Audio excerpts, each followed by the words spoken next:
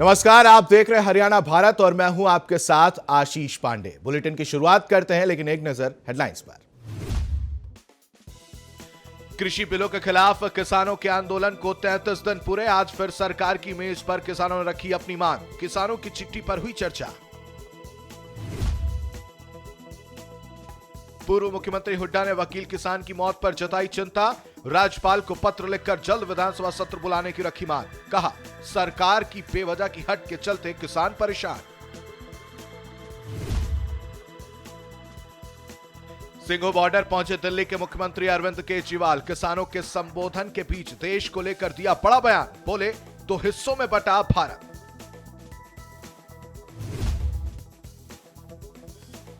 राष्ट्रीय कांग्रेस का स्थापना दिवस आज। पूर्व अध्यक्ष राहुल गांधी ने कहा, देश की आवाज उठाने के लिए हमारी पार्टी प्रतिबद्ध। जगह जगह कांग्रेस पार्टी कार्यालयों में मनाया गया जश्न। और फतेहाबाद बाईपास पर हुआ भयानक सड़क हादसा। किसान आंदोलन में शामिल होने जा रही मजदूर मुक्ति मोर्चा की प्रधान की हुई मौत। तेज रफ्तार कार ने मारी टक्कर। कृषि बिलों के खिलाफ किसानों के आंदोलन का आज 33वां दिन है। किसानों ने बातचीत फिर से शुरू करने का फैसला लेते हुए शनिवार को सरकार को चिट्ठी लिखी थी, जिसके बाद आज सरकार और किसान नेताओं के बीच फिर सुबह 11 बजे बातचीत हुई। किसानों ने चिट्ठी लिखकर 4 शर्तों की मांग रखी थी, जिस पर मीटिंग में चर्चा की गई। किसानों के आंदोलन को देश अलग अलग तरीके से देख रहा है। आपको बताएं कि नेताओं और विभिन्न दलों का लगातार समर्थन मिल रहा है और सभी विपक्षी पार्टियां किसान कानून के मुद्दे को लेकर सरकार को घेरने में लगी हैं। रविवार को दिल्ली के मुख्यमंत्री अरविंद केजरीवाल ने किसान आंदोलन को लेकर कहा कि यह लड़ाई अब आर पार की लड़ाई हो चुकी है और साथ ही बीजेपी के नेताओं को लेकर कहा कि भाजपा नेताओं को किसान नेताओं के साथ किसान कानून पर डिबेट कर लेनी चाहिए। केजरीवाल का एक महीने में दूसरी बार का सिंघू बॉर्डर का दौरा था।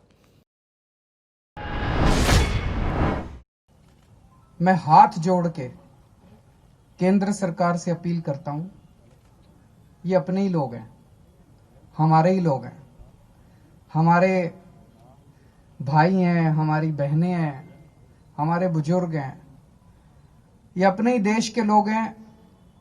इनकी बातें सुन के, इनकी मांगें पूरी करके वो तीनों कानून वापस ले लो और इन लोगों के संघर्ष को यहीं खत्म करो। अब केंद्र सरकार ने, इन्होंने अपने सारे बड़े बड़े नेताओं को उतार दिया मैदान में। इन्होंने सारे मंत्री उतार दिए, सारे इनके मुख्यमंत्री उतार दिए इन्होंने मैदान में। आके भाषण दे रहे हैं, इस कानून से किसानों का फायदा है। मैंने इनके सारे भाषण सुने,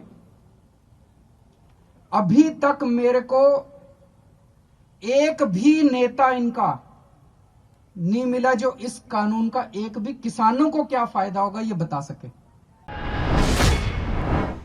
3 कृषि कानूनों के खिलाफ किसानों का आंदोलन कर लगातार जारी है, जिसके चलते तीसरे दिन भी हरियाणा में किसानों ने टोल पर वसूली नहीं होने दी। आपको बता दें कि टोल प्लाजा पर अब तक करीब 12 करोड़ का नुकसान हो चुका है। इसमें सबसे ज्यादा 3 करोड़ का नुकसान केएमपी और केजीपी के टोल पर हुआ है और 2 करोड़ का नुकसान करनाल के बस्ताड़ा टोल को हुआ है।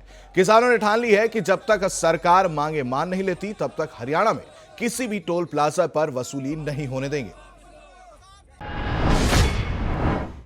वहीं हरियाणा में कड़ाके की ठंड के बीच रविवार को 7 नगर निकायों के लिए मतदान कराए गए। इस दौरान कोरोना के नियमों का भी पालन किया गया। आपको बता दें कि मतदान के दौरान मतदाता प्लास्टिक ग्लव्स पहनकर ईवीएम का बटन दबाते नजर आए। इस सभी क्षेत्रों में लगभग कुल 7,82,000 मतदाताओं ने अपने निकाय मेयर और पार्षद के चयन के लिए मतदान किया, जिसमें सांपला में सबसे ज्यादा 80.7% मतदान हुआ।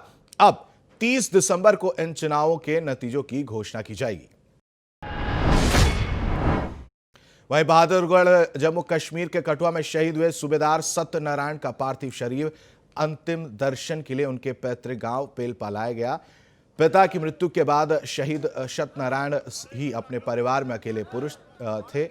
सूबेदार सत्यनारायण ने 1997 में सिपाही के तौर पर 158 बटालियन सिखलाइट रेजिमेंट में भर्ती हुए थे और 2013 में वो सूबेदार बने।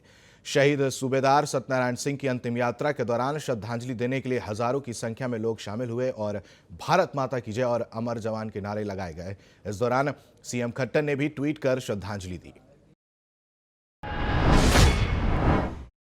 रोहतक में किसान आंदोलन के दौरान किसान की मौत पर पूर्व मुख्यमंत्री भूपेंद्र हुड्डा का बयान सामने आया है। हुड्डा ने राज्यपाल को पत्र लिख जल्द विधानसभा सत्र बुलाने की मांग की है। हुड्डा ने कहा कि सरकार की हट के चलते आज किसान इतनी ठंड में भी दिल्ली की सीमाओं में बैठने को मजबूर है। हुड्डा ने वकील किसान की मौत पर चिंता जाहिर करते हुए करकरा को जिंदा छोड़ने की बात कही है।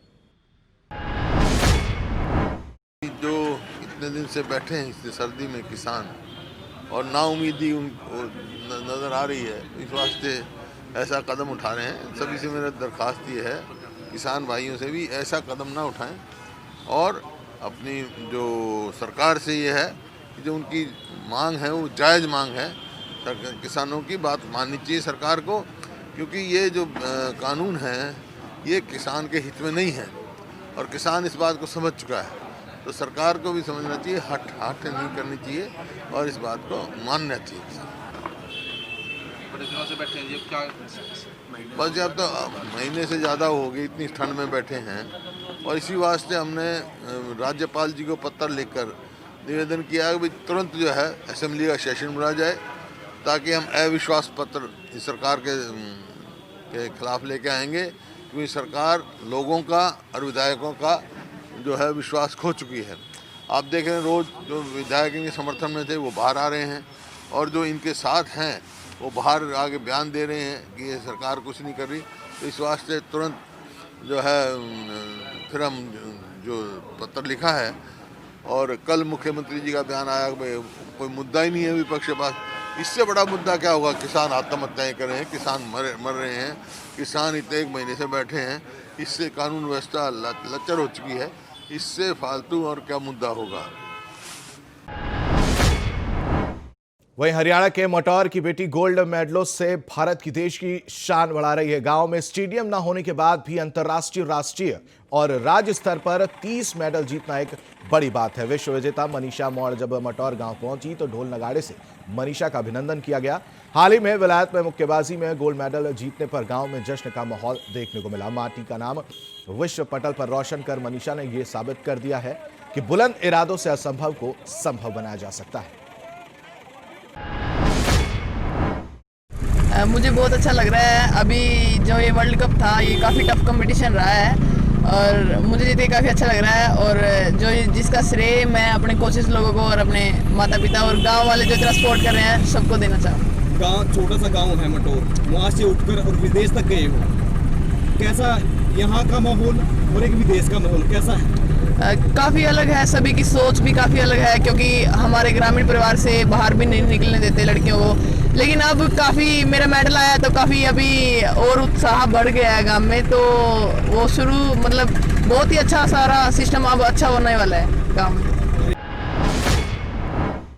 ये अपने गांव में अभी लड़कियों की तरह इजाज़त नहीं देते खेलने की, फिर भी इसके पेरेंट्स ने, इस लड़की ने इंटरेस्ट लिया। ये हमारे पास हम 3 कोच हैं, मैं अपने विक्रम गुरमीत सिंह, तीनों मिलकर हम लोगों ने इनको कोचिंग तलाश रहे हैं और ये लड़की बहुत अच्छा रिजल्ट ले रही है और इसमें वो क्वालिटी जब तीनों कोच जिसको बताते हैं वो करने की ये पूरी कोशिश करते हैं। देश के पहाड़ी इलाकों में बर्फबारी का असर अब मैदानी इलाकों में भी देखने को मिला है। दिसंबर के अंत के ही कड़ाके की ठंड पड़ रही है, घना कोहरा छाया है और शीतलहर चल रही है। प्रदेश के कई इलाकों में भी देर रात बारिश देखने को मिली। मौसम वैज्ञानिकों के अनुसार अगले कुछ दिनों तक ऐसा ही मौसम बने रहने की संभावना है और 1 जनवरी तक तापमान इस सीजन के न्यूनतम स्तर को छू सकता है। फिलहाल हरियाणा भारत में इतना ही। तमाम बड़ी खबरों के लिए देखते रहिए हरियाणा भारत। नमस्कार।